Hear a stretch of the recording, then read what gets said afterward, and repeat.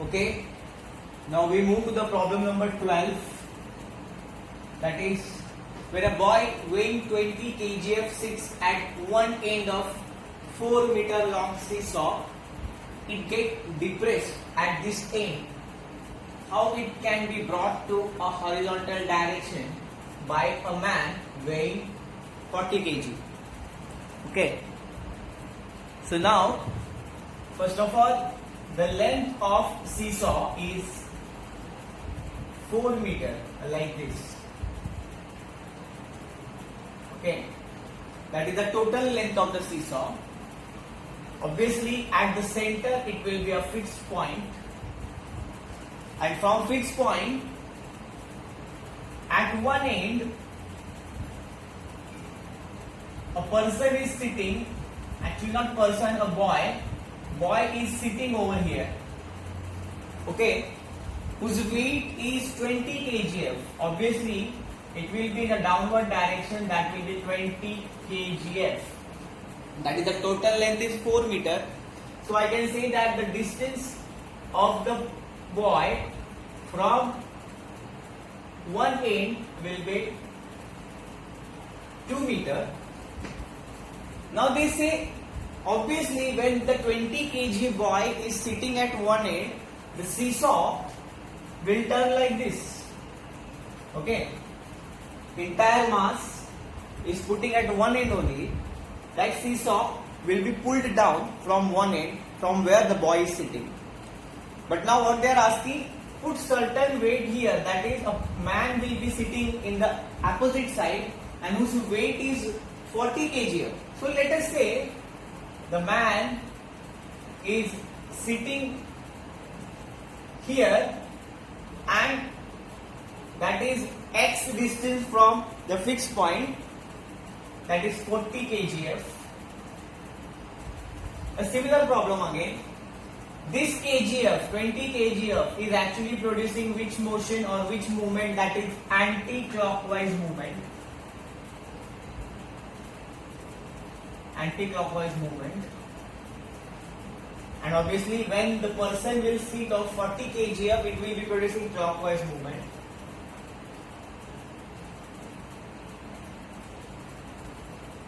Okay, so I can say that to bring seesaw in a horizontal direction, I can say that at this time the scale or that seesaw will be at balance condition, that is in equilibrium condition.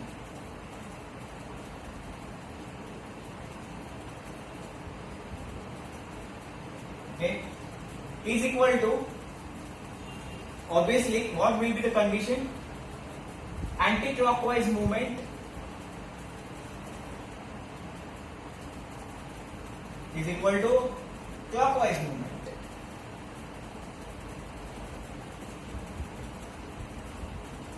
Okay, so what is anti-clockwise movement? That force 20 kg into distance is 2 meter is equal to 40 kg. Let's say distance is x, so x will be 20 into 2 divided by 40. So obviously answer will be 1 meter. So the answer is x is equal to 1 meter. So by sentence we can write down, the person will sit at a right hand side of the fixed point at a 1 meter distance. Okay, the person will be sitting at 1 meter in the right hand side of the seesaw or another side of the seesaw. Okay, that's it. Now move to the next problem, that is problem number 40. The diagram shows a uniform meter rule weighing 100 gf pivoted at its center. That means suppose if we consider this point as a center, obviously the half of the scale, that is 50 centimeter scale, will be in the left region, 50 centimeter scale will be in the right region, and since it is pivoted at the center, that's why the particular scale currently it is at a balance condition according to the statement. Okay, this the way they have given a sentence that a 100 centimeter scale pivoted at the center, it is balanced. But what they say after that, the two weights 150 GF and 250 GF hang from a point A and point B.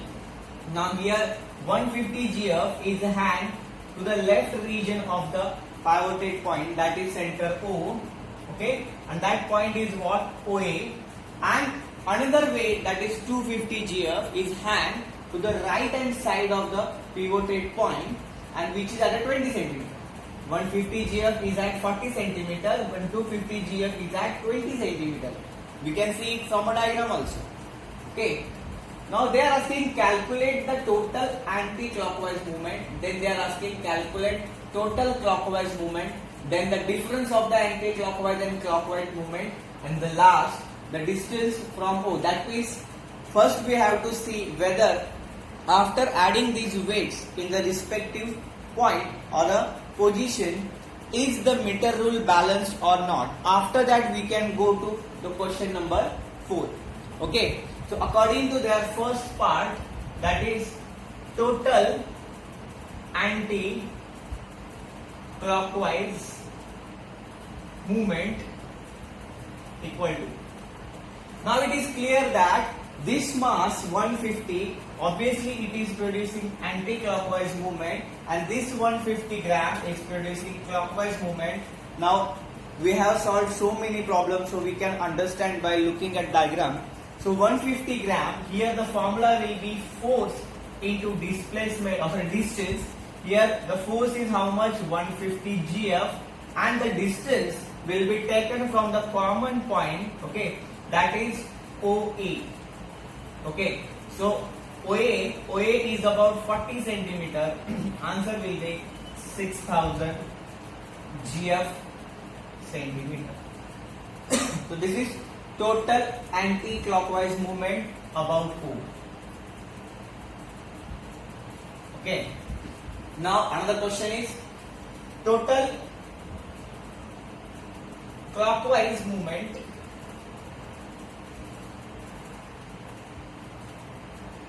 about O.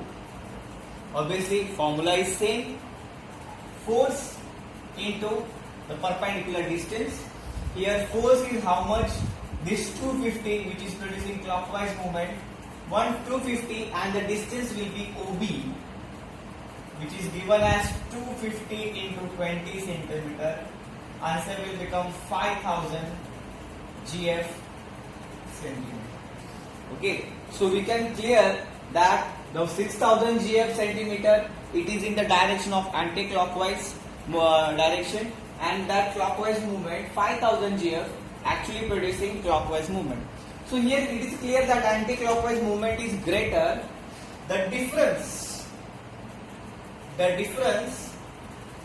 in anti-clockwise and clockwise movement is equal to, first we will see that 6000 is greater than 5000, just subtract it. Answer will be 1000 GF centimeter. But since anti-clockwise movement is in greater than clockwise movement, I will be writing anti-clockwise. Okay, this is anti-clockwise movement. Okay, now 1000 GF centimeter anti-clockwise movement is there. It clearly means that particular meter rule is not balanced. It is tilted because this mass is greater as compared to the movement is greater in the left region, which is actually producing anti-clockwise movement as compared to clockwise movement. So at the last they are saying the distance from O where the 100 GF should be placed. First of all, anti-clockwise movement is excess as compared to clockwise. So obviously 100 GF should be added to the right hand side of the meter scale from the point O, so that it will be producing clockwise movement and which can make a scale balance. So what I do is, I will be writing like this: let x be the distance of 100 GF from point O in RHS.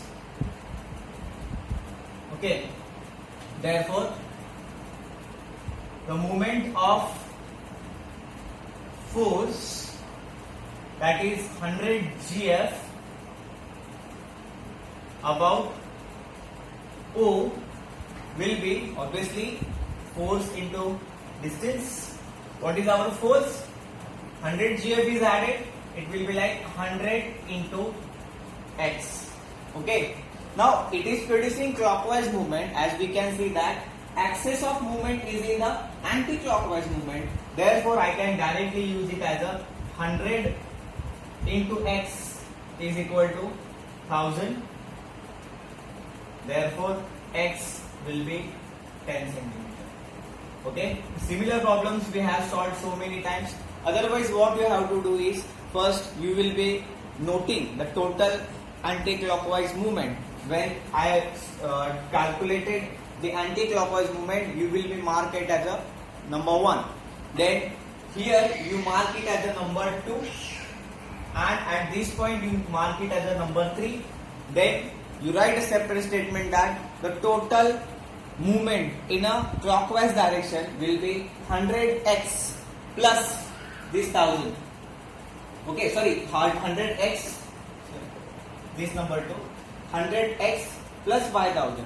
So we can go with other way also, that 100x plus 5000 GF is also equal to 6000. What is this? This is the movement in a clockwise direction. What is this? Movement in a anti-clockwise direction. At the end what you get? 100x is equal to 1000. Therefore x equal to 10 centimeter. So similar way we can find it. Okay. Okay. In the last year, that is in 9th standard, we learned various types of forces, and in that we saw the weight, push, pull, compression in the wire or string, tension in the wire. Such types of forces we learn. Okay. In the beginning of this chapter, I also told you that suppose this is an object is placed on the table, which will be exerting its downward weight W. Okay. Obviously, when it is placed on the table will also exert a normal reaction in the opposite direction. And we can also say that this W is equal to N. The magnitude of the weight and the normal reaction given by the table will be equal. Only difference is direction will be opposite to each other. Similarly, here in our example, we see that there is a uniform bar of length L and supported at its end. These two ends, these are the fixed points we can see, loaded by a weight W at its middle point. So this is a midpoint. Obviously if the total length is L, obviously this will be L by 2 from the middle point, and here will also be L by 2. Okay. So it is obvious that R1 plus R2, this is a force in the upward direction, must be equal to W. This is a one point we can say at equilibrium. They have stated that the condition in equilibrium, that is in equilibrium, first condition is R1 plus R2 will be W. Also, if it is in equilibrium, at equilibrium or in equilibrium, anti-clockwise movement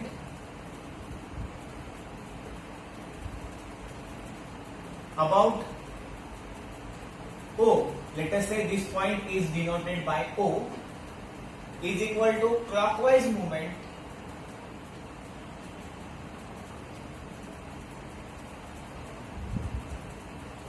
about O.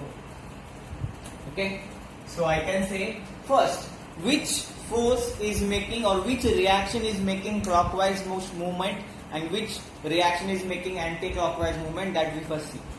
We see that this force is in the vertical direction, obviously it is making a clockwise movement.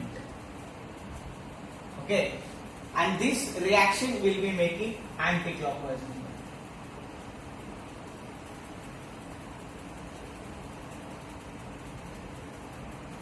Okay.